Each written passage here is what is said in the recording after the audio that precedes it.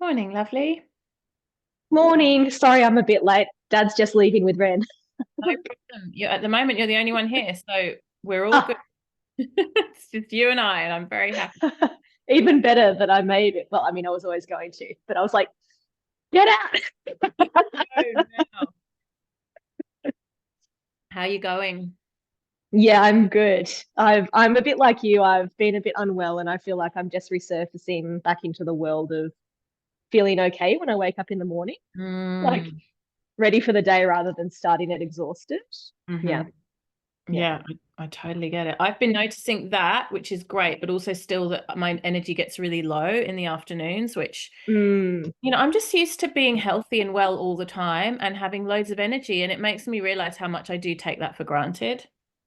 Yes, because there's nothing quite so nice as when you're no longer sick and like all of a sudden you can breathe through your nose again or whatever, and you're like, oh, this is what it feels like. Yes. But when you haven't had that experience, the appreciation really isn't quite A hundred there. percent. And I feel the same about nausea because I was so nauseous in all of my pregnancies. So sometimes Mm, literally I just go in the middle of the day at any random moment and go, oh, I'm so happy that I don't feel nauseous because I've spent so many months of my life feeling that nausea. It's like, oh, I just feel not nauseous. And it's like I can still feel that celebration. yeah, yes. Well, yeah. I didn't have much nausea in my pregnancy, but I was very uncomfortable generally in my body. Yeah. Um, Yeah, but I've only been pregnant the once, so I don't really remember quite what it was like, but I remember just mentally. Yeah. But yeah, Yeah. yeah, so grateful for health. I mean, after like with having cancer treatment for so long, like radiotherapy in particular, I was just wiped and I was tired for like a year after that. Yeah. Yeah. Um, and I remember the fatigue sort of slowly starting to lift, and I was like, oh, this is what vibrancy feels Yes. like. This is So I what do normal remember good that. health feels like. Yeah. Yeah. Yeah. All right, let's jump into Bhagavad Gita.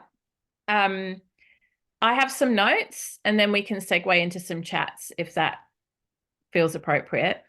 Um, but the main focus of this session is to talk about karma and reincarnation, which I feel is one of the defining pieces of Bhagavad Gita. And it's really where the element of this being a text that is anchored in religion rather than philosophy becomes very apparent because there Mm. is a assumed there's an assumption made that for the rest of the text to make sense and for the teachings to really land fully, and of course we can take pieces like with all religious texts, we can take pieces and sort of um gain a lot from them, be enriched by them. But if we really actually subscribe to the teachings of the Gita as a body of work in full, then these jigsaw pieces of karma and reincarnation are essential. And without them, actually, it's like a deck of cards that just falls down because without reincarnation, karma doesn't make sense. And without karma, reincarnation doesn't make sense. So I'm going to spend a little bit of time just going into what they are and what they mean in the context of Gita. And then I've got a couple of examples of slokas that I'd like to reference. And for those listening to the replay, the slokas are they'll be in the handout in the PDF. So you don't need to, make notes. It's all going to be there for you. So let's start with karma, which is wildly misunderstood in our Western culture. The first thing to say is that instant karma is fairly unusual. So it can happen. It can happen that you sort of do something and then there's an immediate karmic consequence. And I think we've all had experiences like that where we've created connections between our actions and then what happens next and sort of realize that there's a loop happening there. So it is definitely possible. But more often than not, karma ripens at different times and in unexpected ways. And part of what we are living through, according to the teachings of the Gita, at this moment in our lives is our past karma. So right now, whatever conditions you find yourself in, you are living through the experiences of your past karma. Now, it can get a bit sticky when we see it through the Judeo-Christian lens. And I remember my teacher, Mother Maya, talking about this a lot and being hesitant to even teach reincarnation to a Western audience, because what happens is we're so conditioned to be in the game of appropriating guilt and blame and sin and punishment. That's such a deep part of our conditioning. Even if you weren't raised religious, we play the blame game in our culture. It's very much part of what we do. That we can take responsibility where it's not ours to take, and we can also feel burdened by something that is not really shouldn't really be seen as a personal burden. So a good example, like Shay, you just mentioned your cancer journey. A good example is something like a serious illness. You know, if we say, oh, well, it's your karma, then what that means in the context of the teachings of the Gita is, yes, absolutely, there is a thread of karma there that you went through in a past life, past lives possibly, that is unresolved. And for whatever reason, in this incarnation, you are going to have a health journey to work through in order that that karma might be resolved. Now, if we went into it, I'm sure you'd be able to tell me some of the lessons that cancer taught you and some of the things, some of the reasons why you believe it came into your life. And that's part of that thread. It doesn't mean you're a bad person, you did bad things, so a bad thing's happening to you. That's where the Judeo-Christian framework comes in, and we go sin, punishment, God as the judger, that kind of vibe. And it's a very different paradigm. And when the two get muddied and confused in together is when we get into really sticky territory, and it can become very easy for us to start sort of self-blaming for things that are happening to us and make ourselves feel like low self-esteem, or even like, and this is very toxic, this is what can happen in the caste system in India, and we've talked about this in previous sessions. Oh, well, that person who's living in poverty deserves to live in poverty because they obviously did terrible things in a past life. That is a misappropriation and a misunderstanding of the teachings of karma. Really, what karma tells us is it's a very big sort of fatalistic umbrella. It's that age-old saying of everything here is here to teach us, everything is a lesson, everything is an opportunity for evolution. And when we see it like that, everything is an opportunity for growth, then I think it takes some of the sting out of the challenges that we go through in our lives. Now, karma means that every action that you take, eventually and inevitably, and they're two key words, eventually meaning we don't know when, but it's going to happen at some point, maybe this lifetime, maybe next. Inevitably meaning you cannot escape it, it's going to happen, will herald a result. So an analogy that my teacher often gives is you can't plant a mango seed and grow a tomato plant. You can't plant a sunflower seed and grow an apple tree. The seeds that you are planting directly, eventually, and inevitably germinate and lead to the fruits of the essence of that seed. And if we go to Patanjali's Yoga Sutra, for example, we're given some very clear cause and effect teachings, which very much relate to the idea of karma. You know, Patanjali tells us if you are non-violent, you will experience less violence around you. If you tell the truth, you will experience people being more honest. If you don't steal, you will experience abundance. If you are not greedy, you will experience more than what you need. And then the weird one, which is a parigraha, if you're not covetous, you'll understand the meaning of life, which is sort of like doesn't quite connect. And there is an explanation for that, which is when we let go of material attachment, we understand what the true value of life is all about. So we get some instruction around that in Patanjali's Yoga Sutras than we do in the Gita, but it's a very simple, it's not rocket science. Like you get back what you put out, basically. Now, the beautiful thing about the Eastern teachings, which I appreciate so much, and this is true of both Hinduism and Buddhism, which also features reincarnation and karma, is that intention matters more than outcome. So this is another key difference with the Hindu model and the Judeo-Christian model. In Christianity, and then therefore in our entire legal system, because it's sort of based on ancient Christian law. It's all about what happens in the end. It's about the end result. So what you intended or what you planned for or what was going on in your mind are much less relevant than what actually happened. I mean, they're not insignificant completely, but the outcome is by far the most important thing. Whereas the teachings of the Gita literally turn that on its head and say, your intention is everything. And even if it totally stuffs up and goes completely the opposite to what you had hoped for, the karmic balance of judgment happens based on what you intended. And vice versa, if you have a malicious intent or you have a selfish intent or you have an intention that isn't good, but it doesn't lead to anything bad, still there is a karmic debt there that you will have to pay at some point. And I love this because actually, as a controlling pitta type in Ayurveda, what it allows us to do is have a lot of agency over our lives. We cannot control outcomes. We know that. This is a deep philosophical truth. But we can, to a certain extent, and through practice and through application, control our intentions in a particular situation. And, I've spoken about this so much before in the past, in previous sessions, but one of the biggest life events that I've been through is divorcing the father of my 4 children.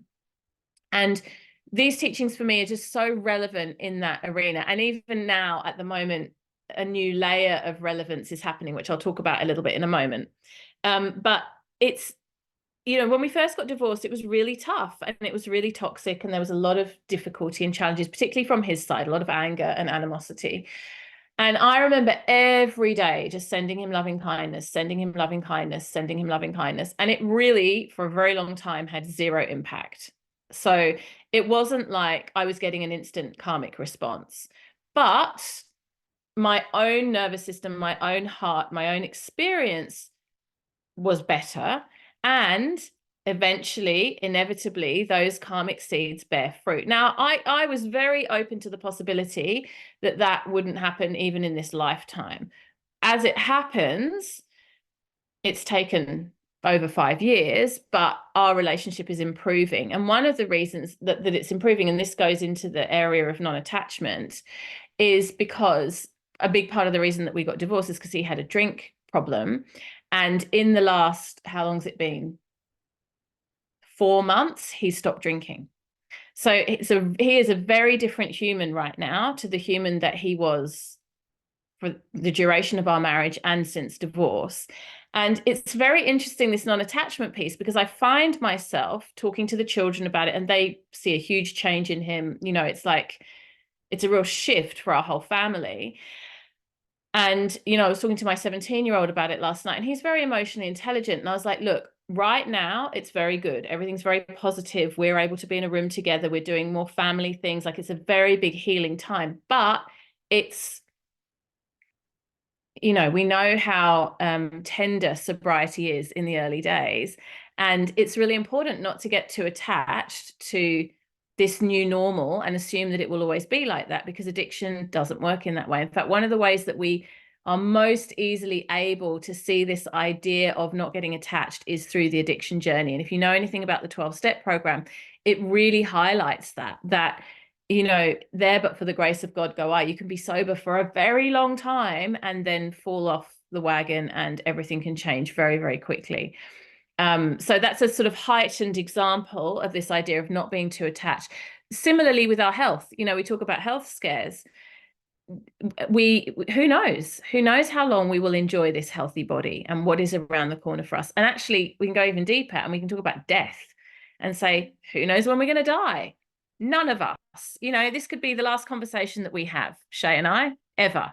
And that could be framed, and often in our Western culture is framed as a very morbid thought. It's sort of like, oh, that's depressing. Don't actually, in Eastern thinking, in yogic thinking, and in the teachings of the Gita, certainly, there's nothing depressing about that. It's just a statement of fact, exactly like karma exists.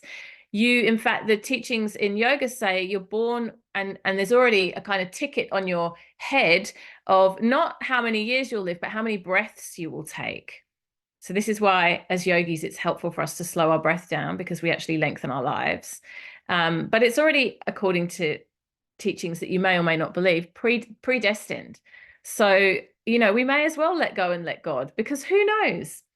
And sometimes people try to use things like Jyotish, the Vedic astrology, or other types of divination to figure out how many breaths are remaining. But the truth is, we don't really know.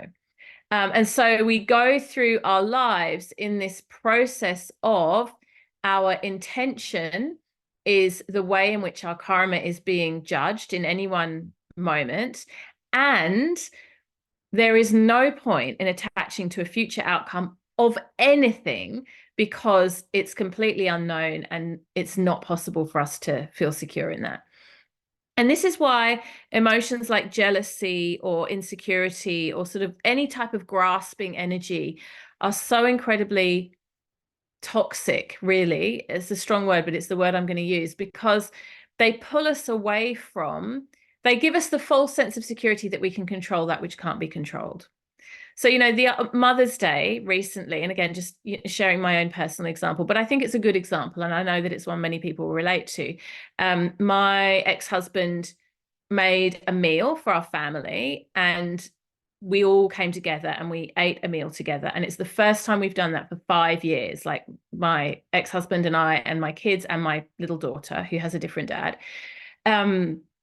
And it was really lovely, and the kids were so happy, and it was just a beautiful occasion. And at some point, as he was in the kitchen there making the burgers, and he's very philosophical at the moment because he's in this big sobriety journey, he just kind of looked at me and he went, the only reason this is possible, and he was quite emotional saying it, is because I'm sober.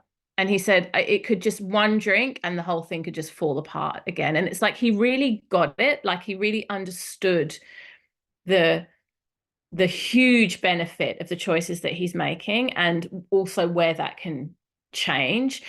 And it was something in me just landed in that moment when he said that to me about this lack of attachment piece, because for our relationship, for my children, for their future relationship with him, I mean, I can project all the way to my children getting married and grandchildren, and imagining how much better everything will be if sobriety is there and good relationships are there, and how awful it will be if not. And yet I cannot attach, because like he said, it's who knows what the future holds. It's like he's doing his best right now, but even he's not attached. He's like, I'm just doing my best, I'm hanging on in there. And so when we live like this with these sort of we can feel them very closely. Health, sobriety, mental health is another really good example, death, etc., etc., etc.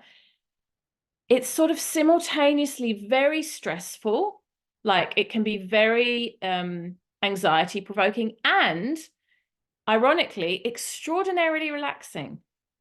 Because when you realize you can't control anything, you let go of everything. And that's the great swaha. That's the great letting go. And this is perhaps the most important lesson in the whole of Bhagavad Gita. It's emphasized again and again and again that we can only do our best. In the Gita, it's described as performing our duty or our dharma. And we can only do that without attachment to results. So the first sloka I wanted to reference for today is chapter 2, sloka 47. The translation says, your right is to work only, but never to its fruits. Let not the fruits of action be your motive, nor let your attachment be to inaction. So in other words, you don't get to choose to do nothing. We remember Arjuna standing on the battlefield wanting to just give up, and Krishna saying, no, this is your dharma, you have to act. And many of us have these moments in our daily lives. I have plenty of times in my life where I just think, oh my goodness, I don't want to parent these kids all day today. And yet here I am parenting these kids all day, every day. It's not really a choice. And we do it with good grace and we do it with love. And we also, and parenting is a very good example actually, have to do it without attachment to the fruits of our labor. So I'm very careful, not like when things are going well with my kids, which at the moment every kid is doing great, not to appropriate that to something I've done or some sort of human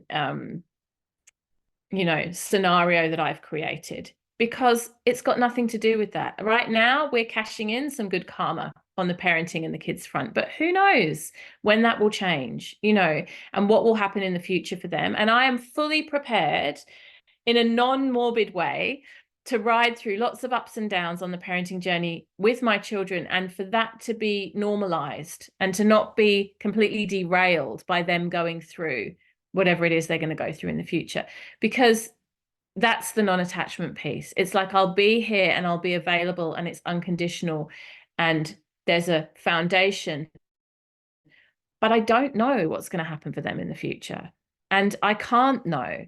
And I'm going to waste my present experience if I spend too much time projecting forward into that. So the attachment to the fruits is, it's like whenever we find ourselves in this covetous, grasping, controlling, worrying energy, that's when we just have to let go. I work as, not so much anymore, but I did for many years as a doula, a birthing companion or support person. And a lot of women go, as I have done myself, go into labor birthing their babies with a very strong attachment to what they want the labor to look like. They feel like down to like what candle will be burning and what music will be playing as the baby makes its entrance into the world. And sometimes it goes according to plan exactly, and it's very beautiful. And other times it is completely different to the plan. And I always coach my doula clients in this realm of non-attachment. You get to have a plan, but you also have to be flexible and be able to let go of it, because if you don't, a lot of heartache. John Lennon said, and I always love this quote, life is what happens when you're busy making other plans. We don't get to dictate the outcome. The Gita teaches that the soul, so we could think of this as the fifth kosha, Anandamaya kosha, or sometimes also called the Atman, is eternal and indestructible. So this is the part of us that can enter and leave incarnations, different lifetimes. When you die, the soul moves from one body to another. This is the process of reincarnation. And there's a beautiful analogy given for this. It's chapter 2, sloka 22. Just as a person puts on new garments, new clothing, giving up old ones, the soul similarly accepts new material bodies, giving up the old and useless ones. And I love this because it's so flippant, like, that you reincarnate as an entirely new human in the same way that you change your clothes after a busy day at work. It's very mundane, one could almost say. There's nothing sort of complicated or difficult or esoteric about it. Your body is transient, and it's going to age and it's going to decay, and it's just a vessel for this lifetime, but the soul goes on and is eternal. Let me just pause there and Shay, see, do you have any thoughts, questions, anything you want to ask or share? No, I like that about the clothes, because I can just sort of, because Krishna is so playful, imagine him just popping into a new body and being like, this is my outfit. How delightful. And like casting it aside so easily. And even during the battle, he's not perturbed by the loss of anyone. Like, there are people all around him grieving, and he's like completely unaffected.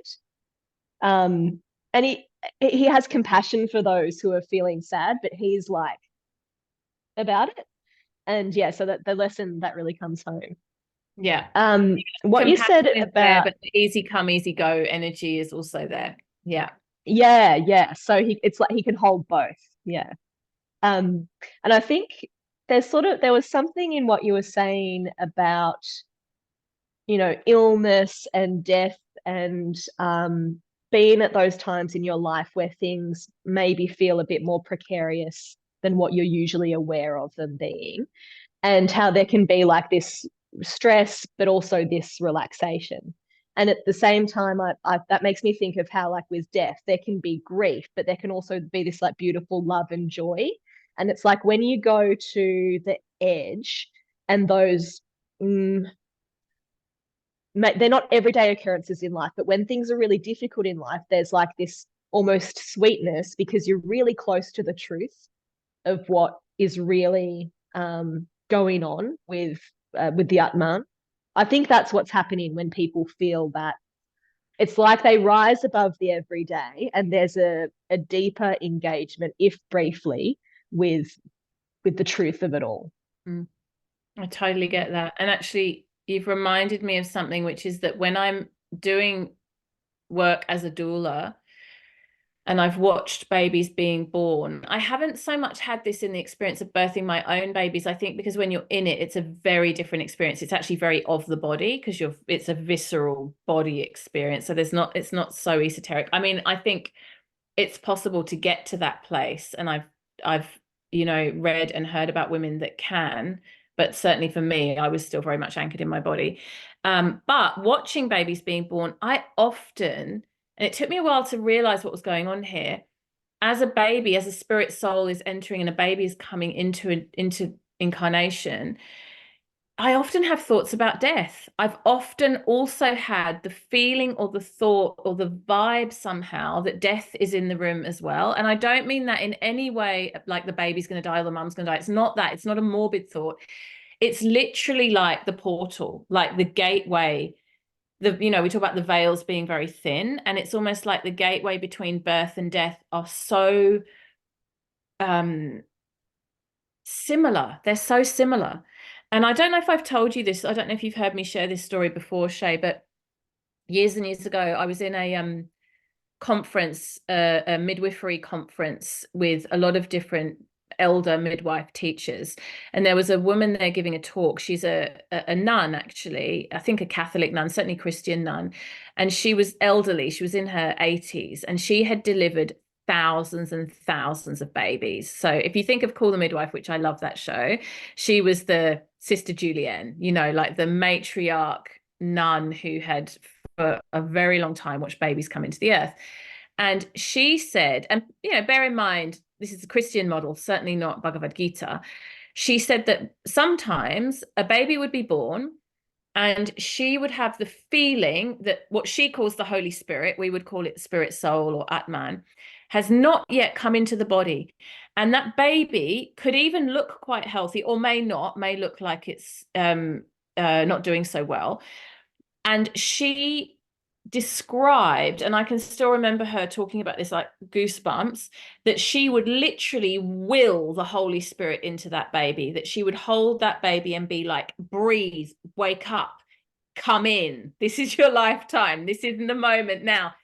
And she would say that in those moments, she most felt God's grace because although she was willing what we would call the incarnation of that baby or the Holy Spirit to enter the baby, it's also not in her hands. And it's exactly that thing of as a midwife, she's doing her job, she's doing her work in the world, she's following her dharma and complete surrender. Because in that moment, maybe the baby doesn't make it. Maybe that spirit soul doesn't quite thread in, and or maybe it does. And her way of articulating it and describing it was so evocative to me that I really got this teaching of we hold the space and then we have to surrender. We just don't know.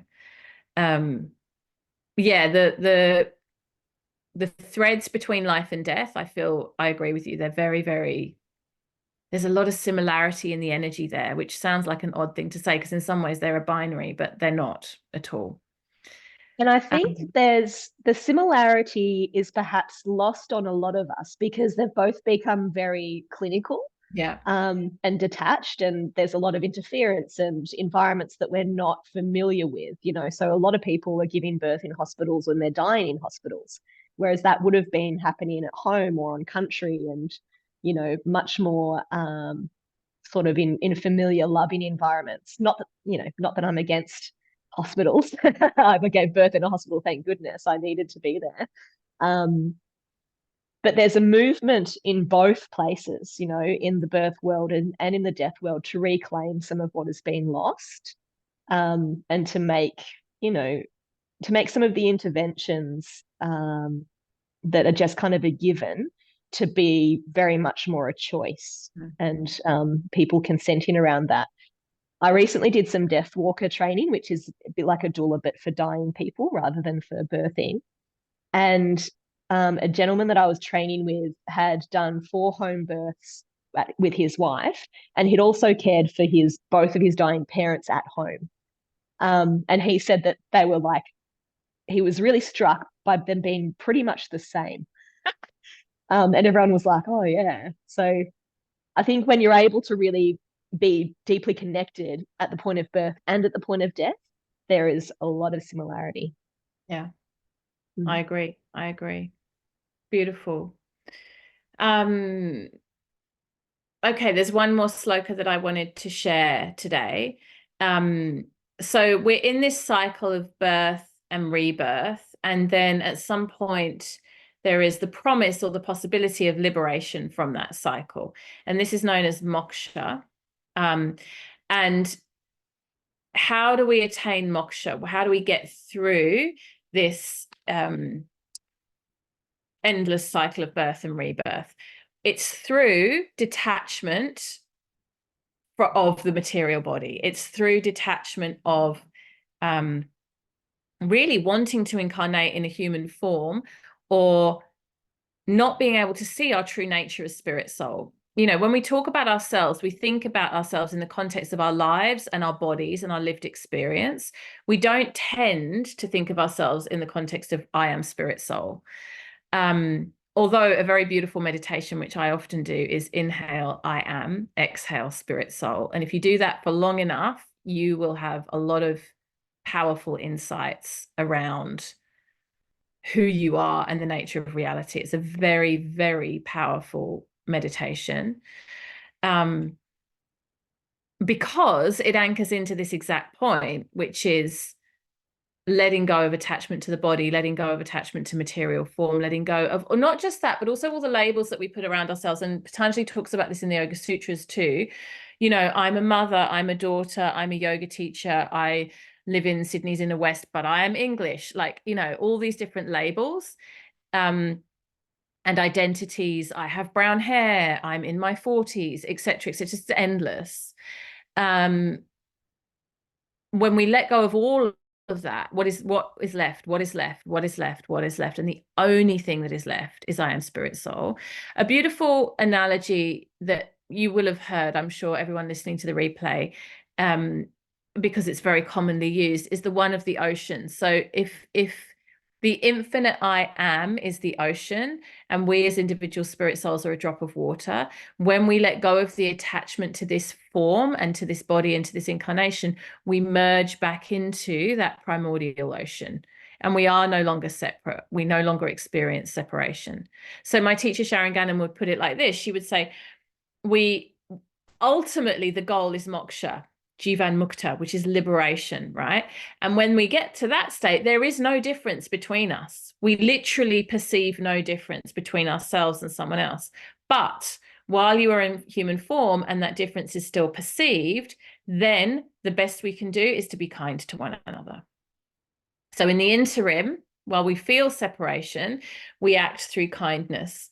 But ultimately, the transcendence of karma, the transcendence of the cycles of birth and rebirth will happen through moksha, liberation, which is casting off attachment. So shloka references chapter 2.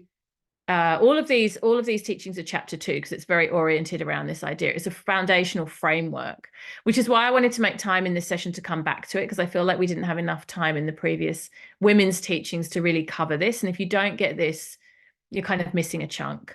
Chapter 2, Sloka 51. By being firmly established in yoga, Arjuna, undertake actions, casting off attachment and remaining equal in success and failure. So in Patanjali's Yoga Sutra, we have raga and devesha, which is attachment to pleasure and aversion to pain. And Patanjali lists those as kleshas. Kleshas means hindrances to yoga, problems. Our attachment to pleasure and our aversion to pain is a problem. And likewise, in this sloka, we see the same, remaining equal in success and failure. In other words, don't attach to that which you want and run away from that which you don't want. Remain equal in either state. And it's so hard for us to imagine doing that. It's almost laughable. Like, I cannot imagine not having a preference. You know, if I go to the coffee shop in the morning and treat myself to a latte and it isn't a decaf oat latte with 1 sugar in it, I am annoyed. I want my sugar. I want it to be decaf. I want oat milk. If you stuff that up, I want you to make it again, because I don't want cow's milk and I don't want it to be caffeinated and I want it to taste sweet, right? I have a deep attachment, and that's just my morning coffee. And my whole day from then on is filled with attachments. Yesterday, I was trying to print out passport forms for my children. Two of my kids need new passports. I was doing the passport renewal, printing out the forms. Printer broke halfway through. I had a deep attachment in that moment to the printer continuing to work, and it didn't. Okay, so to say, oh, I'm equal in success and failure, swaha, it's not true.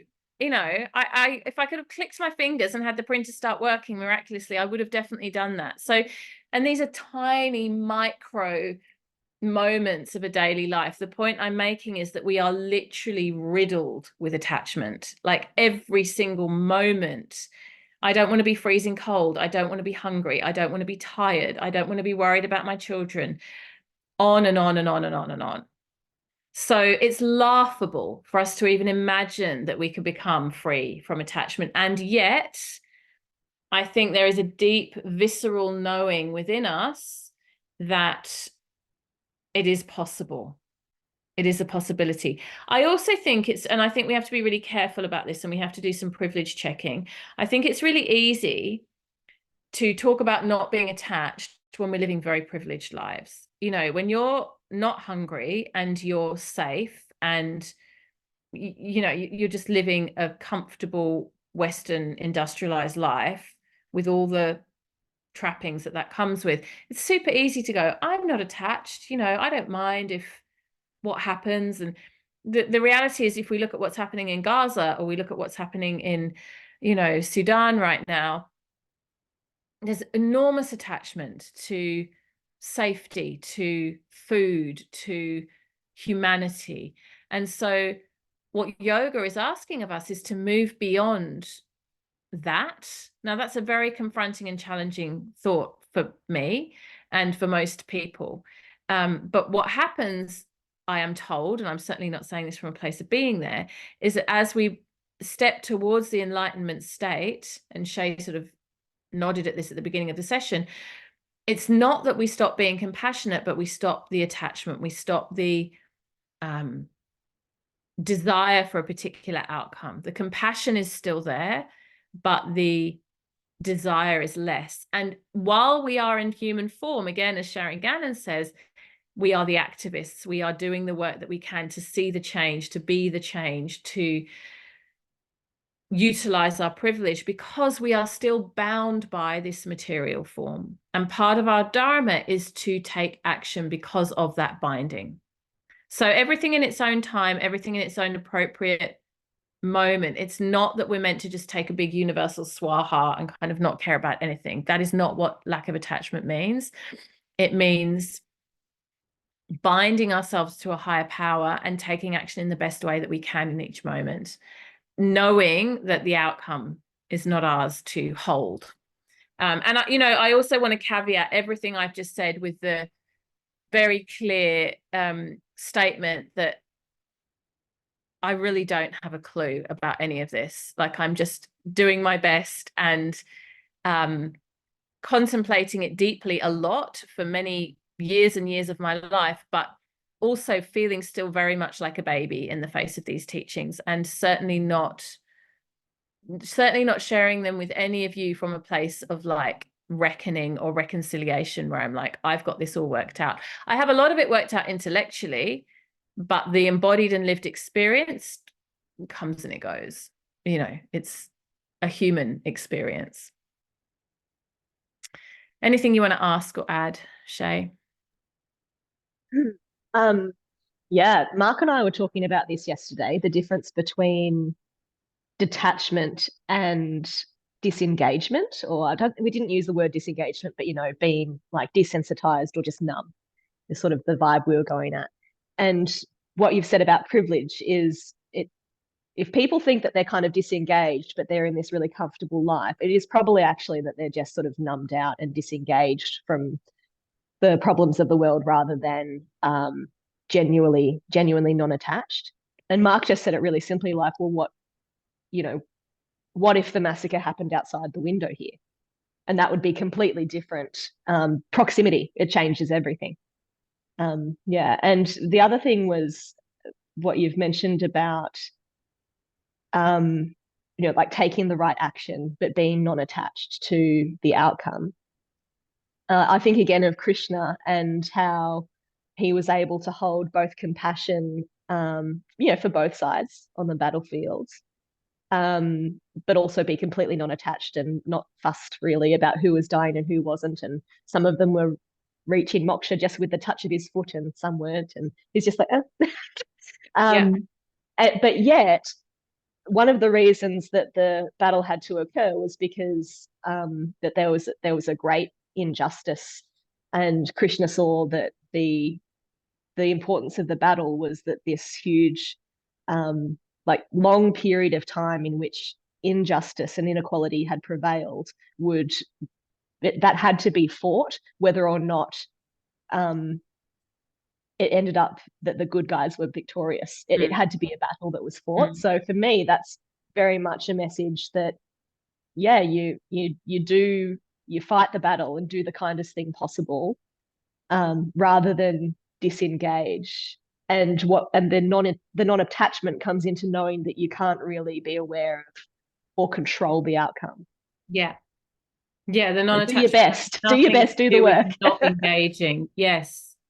Mm. Yeah, that's a really important point, and nicely expressed. And I was also thinking as you were speaking about how very often, if the massacre was happening outside your window, yeah, we relate in a completely different way. And also, and you'll know this because you've got a background working in fundraising, it's much easier for us to relate to the story of one story than a concept. So, for example, if we talk about genocide in Palestine and the numbers and what's involved, that gets quite abstract and people can't quite relate. Whereas if we see a picture of one orphaned child crying, then immediately there's a visceral response to that because it's a story of a person. Likewise with factory farms. I mean, I've been working in animal rights advocacy for a very long time, and when we talk about the numbers of animals in factory farms, it's so abstract people they kind of switch off. But if you show some footage of a few piglets or a couple of cows, all of a sudden there's a relationship and it's a completely different thing. So our human brains are limited in our capacities, and sometimes we have to play with that a little bit to stretch ourselves to actually see what we're seeing in a way that has truth behind it. We've got these deities and devas and these incarnations of the great everything, because that allows us to relate more easily, and because they're somewhat in like a relatable human form or animal form. Yeah. And likewise, statistics don't do a lot for us in the heart space, but if we can somehow have a relationship that is relatable with a person or thing as a concept, then yeah, the heart is immediately activated. Yeah. I think that's because we're wired to connect. And sometimes the magnitude of a problem and the complexity of an issue is deliberately perpetuated or like it's hammed up because the powers that the government knows that makes people disconnect because it's all too hard. But ultimately, if you just do one small thing for one person, and if everyone did that, then most of our problems would be sorted out. Yeah. Sharon Gannon always says, whenever you're taking an action, ask yourself, what would happen if everyone did this? So, okay, if you drop a piece of litter, well, what would happen if everyone did this? Versus if you pick a piece of litter up off the beach and put it in the bin, well, what would happen if everyone did this? If you eat, a beef burger, what would happen if everyone did this? What would happen if no one did this? Very interesting question to ask ourselves, that imagining that we could have a much larger impact than we perceive ourselves to having. All right, I'm going to wrap it up for today there. Thank you for joining me live. And thank you for those who who will be watching the replay. I know it's many of you. And thank you for this whole training. It's been such a beautiful journey. This is the conclusion now of Bhagavad Gita for this year. It will definitely come back in 2025 in a slightly different format, but I've really enjoyed sharing these teachings with you. As I said at the beginning, I feel, and I don't often say this, this isn't something I feel often, but I do feel underqualified to share these teachings. I feel like they are so profound and they are so just so truly deep in their in what they have to offer, that I feel like a speck of dust as I try to share them with you. But I'm also glad that I did undertake to do it, and I have thoroughly enjoyed the journey. So thank you. And the recordings are all there for you to dip back in and out of. If you have questions, feel free to reach out at any time. And if not, I'll hope to see you for the next round in 2025. Thank you. Namaste. Thanks, Shay. Thanks, Katie. Loved it.